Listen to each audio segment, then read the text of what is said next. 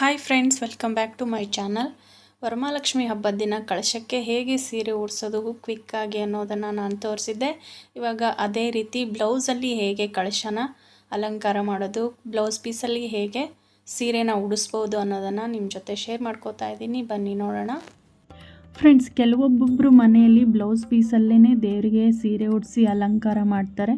ಎಲ್ಲರೂ ಮನೆಯಲ್ಲಿ ಸೀರೆ ಉಡಿಸ್ತಾರೆ ಅಂತೇನಿಲ್ಲ, ಕೆಲವೊಬ್ಬರು ಮನೇಲಿ ಉಡಿಸ್ತಾರೆ.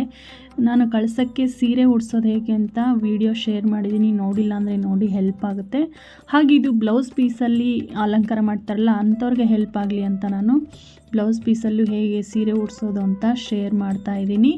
ಇದು ಕೆಲವೊಬ್ರಿಗೆ ಎಲ್ರಿಗೂ ಯೂಸ್ ಆಗಿಲ್ಲ ಅಂದರೆ ಕೆಲವೊಬ್ರಿಗಂತೂ ಯೂಸ್ ಆಗೇ ಆಗುತ್ತೆ. ನೋಡಿ, ತುಂಬ ಚೆನ್ನಾಗಾಗುತ್ತೆ.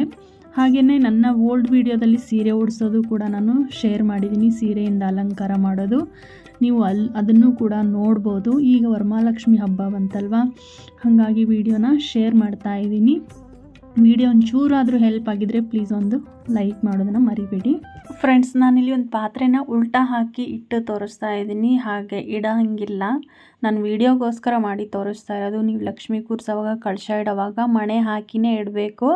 ನಾನು ವಿಡಿಯೋಗೋಸ್ಕರ ಸ್ವಲ್ಪ ಹೈಟ್ ಬರಲಿ ಅಂತ ಆ ರೀತಿ ತೋರಿಸಿರೋದು ಬಿಟ್ಟರೆ ಆ ರೀತಿ ಹಾಕಂಗಿಲ್ಲ. ನೀವು ನಿಮ್ಮ ಮನೇಲಿ ಹೆಂಗಿದೆ ಪದ್ಧತಿ ಹಾಗೇ ಇಡಬೇಕು, ಇಲ್ಲಾಂದರೆ ಒಂದು ಮಣೆ ಹಾಕಿನೇ ಇಡಬೇಕು.